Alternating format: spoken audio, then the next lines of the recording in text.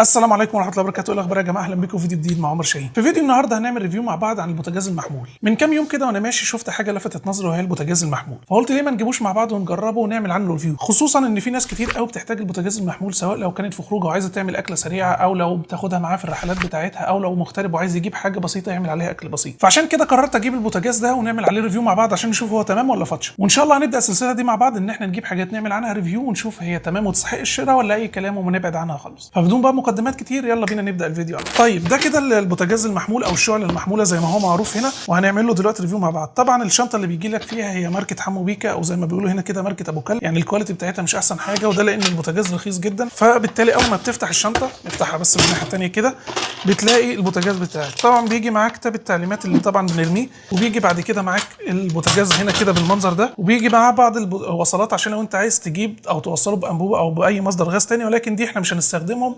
الهدف من فيديو النهارده ان احنا نستخدمه لوحده بدون اي مصدر خارجي. فبالتالي نحط الشنطه دي على جنب ونشوف البوتاجاز نفسه. البوتاجاز زي ما انتم شايفين كده بيجي معاه المكان اللي بيطلع منه الشعله نفسها، والحامل اللي بتحط عليه الحاجه اللي انت هتطبخ عليها، مثلا الحله او الطاسه او اي حاجه، وبيجي فيه المكان ده المكان بقى الممتاز جدا اللي بيتحط فيه الاسطوانه بتاعه الغاز، وبتبقى اسطوانه صغيره اللي هي بتملى الولاعات او الكلام ده كله. هوريها لكم دلوقتي. ده كده شكل الاسطوانه اللي بتتحط في البوتاجاز، وزي ما انتم شايفين كده هي اسطوانه صغيره خالص، وبالتالي انت بتفتح بس بالمنظر ده كده، بتفتح الغطا بتاعها بالمنظر ده كده، وبتفتح المكان ده في البوتاجاز. وبعد كده الاسطوانه هتلاقوا ان في حته هنا منها مخرومه، هي دي اللي بتتحط فوق بالمنظر ده كده. بتفتح دي اللوك وتدخل ده في مكان الغاز، وتحط دي على بس المكان المقفول بالمنظر ده كده. ده كده الشكل النهائي بتاع ان انت تحط الاسطوانه بتاعتك. حاجه بمنتهى السهوله جدا واي حد يقدر يستخدمها. بعد كده بتقفل المكان بتاع الاسطوانه. الجهاز زي ما انتم شايفين كده، ده زرار اللوك بتاعه وزرار الامان، طول ما هو فوق هو اوف، هو كده مخرج الاسطوانه خالص، فالغاز ما بيمشيش في البوتاجاز خالص. اول ما بتنزله تحت هو بيضغط اسطوانه الغاز بتاعت البوتاجاز اللي احنا لسه حاطينها فيه عشان يخليها تضيف الغاز او الغاز يتدفق ويمشي في المجرى بتاعه. طيب اولع البوتاجاز ازاي؟ انت مش محتاج ولاعه، البوتاجاز ده فيه اشعال ذاتي، انت بس بتلف للاخر كده والتك تكه زي ما انتم شايفين بيكون البوتاجاز ولع. فاضل بقى التجربه العمليه بتاعت الجهاز. طيب انت عشان تطفي الجهاز قبل بس ما نتكلم على التجربه العمليه بتجيبه على اوف، وبتلاقيه هو رفع اللوك خالص لوحده لما بتجيبه على اوف. وطبعا تقدر تتحكم في قوه الوهج بتاع البوتاجاز نفسه عن طريق بقى ان انت تخفض او ترفع هنا، وزي ما انت شايف هو عامل لك المؤشر بتاعه كده. طيب ازاي بقى نعرف البوتاجاز ده هل هو اي كلام ولا البوتاجاز ده عملي؟ هنجرب مع بعض نعمل عليه طبخه سريعه كده ونشوف هيعملها بكفاءه ولا هو هيطلع اي كلام، وكمان برضو نشوف هيستحمل الانبوبه اللي فيه دي تستحمل طبخه كامله ولا هتخلص مننا في النص. وهي دي التجربه الحقيقيه والتقييم بتاعنا على الجهاز ده دلوقتي. نلبس بقى الجوانتي بتاعنا، جبنا لوح التقطيع بتاعنا، نبدا بقى نقطع عليه شويه حاجات بسيطه كده عشان نعمل عليه اكله بسيطه زي شاورما مثلا. فنبدا بالطماطم بالمنظر ده كده،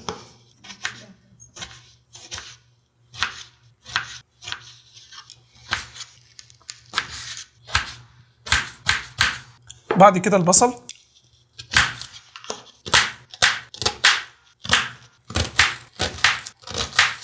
طيب احنا كده قطعنا الطماطم والبصل وجاهزين معانا. عشان تبقوا عارفين برضو معانا قطع صدور دجاج، ومعانا جبنه موتزاريلا لايت، ومعانا التوابل بتاعتنا، ومعانا زيت زيتون، وجبنه البرجر لايت برضو هنقطعها مع بعض عشان هنحطها على الاكله بتاعتنا. نشيل بقى كل الكلام ده على جنب، نبدا نشغل البوتاجاز بتاعنا عن طريق ان احنا ننزل اللوك وزي ما اتعلمنا مع بعض، ونوطي بس حاجه بسيطه كده.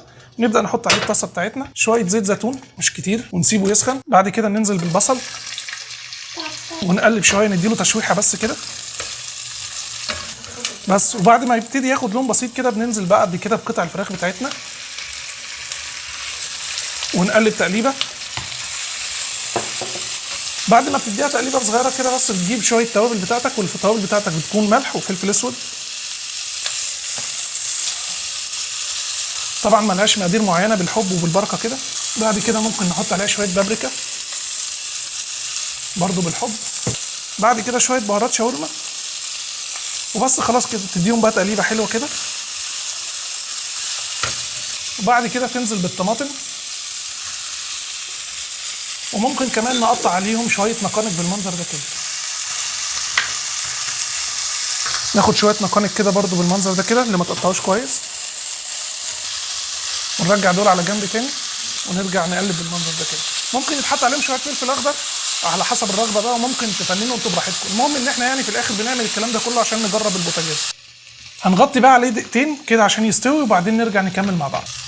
رجعنا تاني بعد دقيقتين، الفراخ شبه استوت، بس انا هحط تاتش بسيطه كده، حابب تعملها تمام مش حابب براحتك. هحط شويه كريمه طبخ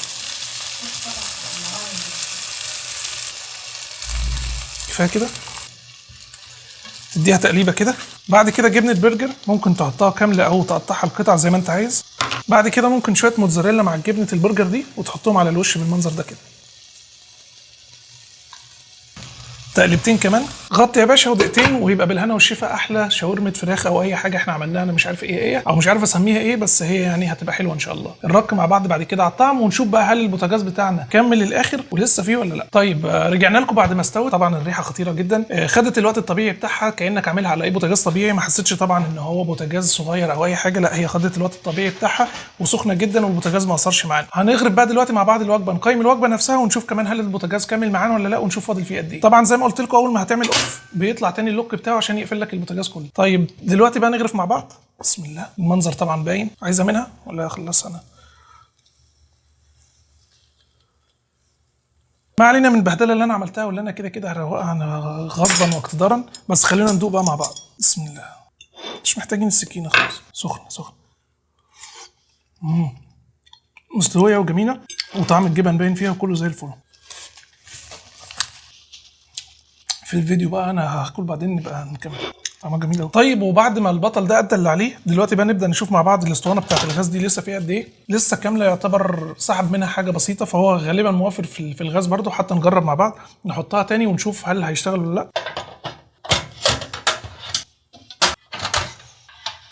طيب هو شغال والشعله بتاعته ما قلتش حتى، وزي ما انتم شايفين كده. طيب زي ما انتم شايفين كده البوتاجاز اشتغل وبكامل الشعله بتاعته، فالبوتاجاز ده عملي جدا مش فاتشه. سعر البوتاجاز ده في العرض كان 40 ريال او 39 ريال بالظبط، وكان ال 5 ريال بتاعه الاسطوانه بتاعته. الاسطوانه على طول ب 5 ريال، لكن البوتاجاز بره العرض تقريبا بيبقى ب 50 ريال. يعني كله لو انت هتجيبه بره العرض 55 ريال وفي العرض 40 ريال. طبعا في مصر انا مش عارف كام، ولكن هحاول اسيب لكم اللينكات تحت في الوصف بتاع الفيديو او في الكومنتات. وبس كده، دي كانت كل حاجه الفيديو النهارده. البوتاجاز عملي جدا وينفع للشباب اللي هم بيبقوا محتاجين مثلا يسخنوا حاجه معاهم في الاوض بتاعتهم، او يعملوا عليه اكلات سريعه، او ياخدوه معاهم البر. وحتى لو هتعمل عليه اكلات تقيله هيستحمل ومش هيقول لا، بس هتحتاج تغير اسطوانات. انا ما اعرفش الاسطوانه ممكن تقعد قد ايه وتطبخ معاك اكلات قد ايه، دي محتاجه تجارب كتيره، ولكن انا شايفه عملي جدا، وهو بالنسبه لسعره فهو ممتاز جدا يعني. وبس كده، لو وصلت لهنا ما تنساش تعمل لنا لايك وسبسكرايب لو انت على اليوتيوب، ولو على الفيسبوك اعمل لنا لايك ومتابعه، وهستناكم ان شاء الله في الفيديوهات اللي جايه. سلام.